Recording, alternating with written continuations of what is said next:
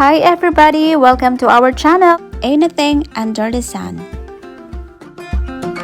In today's video, we are going to share with you how we cook sinigang na hipon. With natural seasonings, kalamansi at luya, sapat na.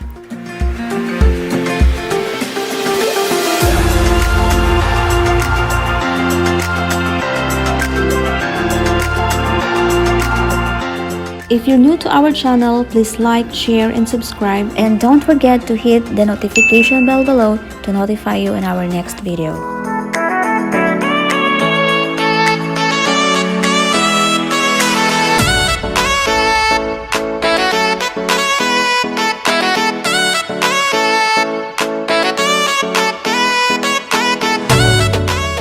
Now, let us start cooking sinigang na hipon.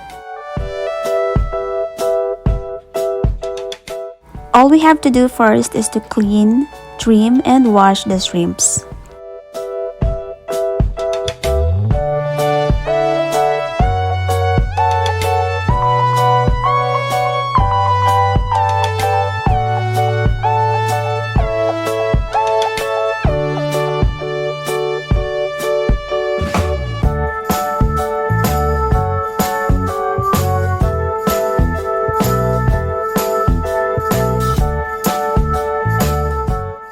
After that, let us sprinkle some salt to shrimps and mix them well.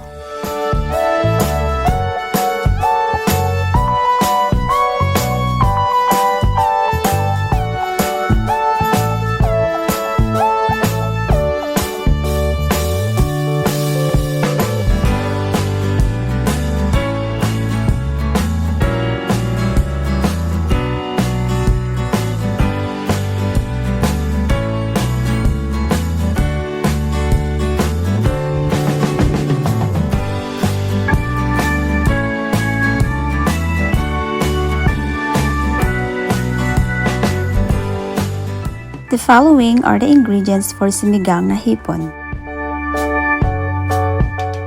Shrimps, cleaned and trimmed.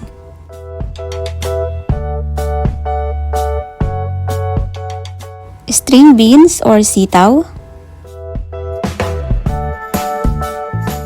Eggplant. Radish. Green pepper. Tomato,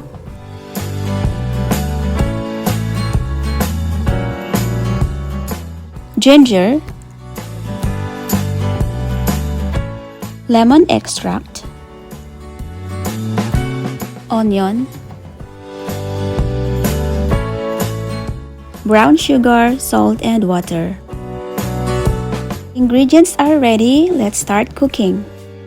Turn on the heat and add 6 cups of water.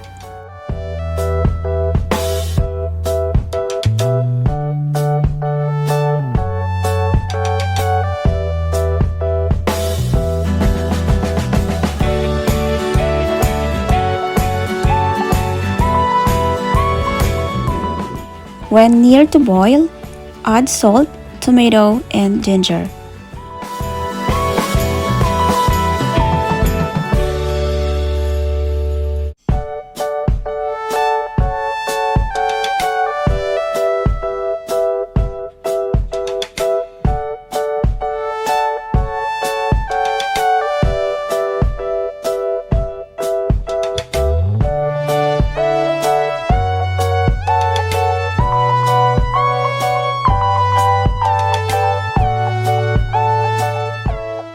Once boiled, put the shrimps.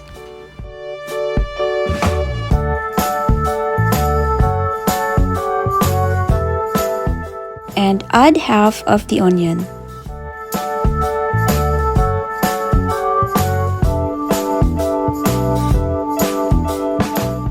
Cover it and wait to boil again. Put the remaining onion to lemon extract. Now it's boiling again. Let us put the vegetables.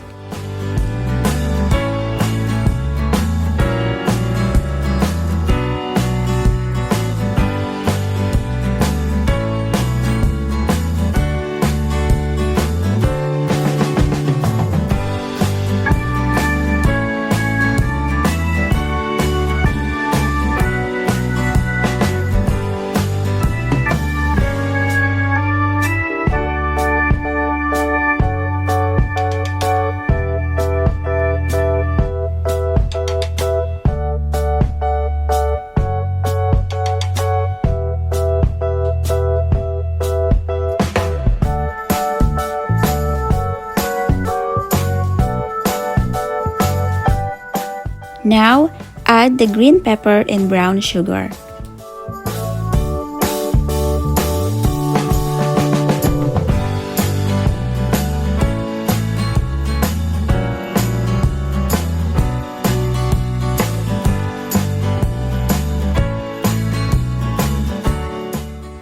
Once boiled, add the lemon extract with onion.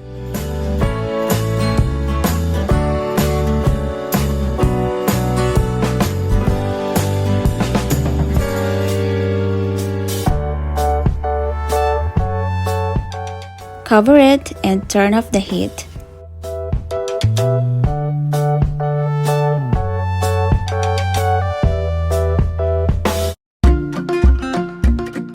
We're done!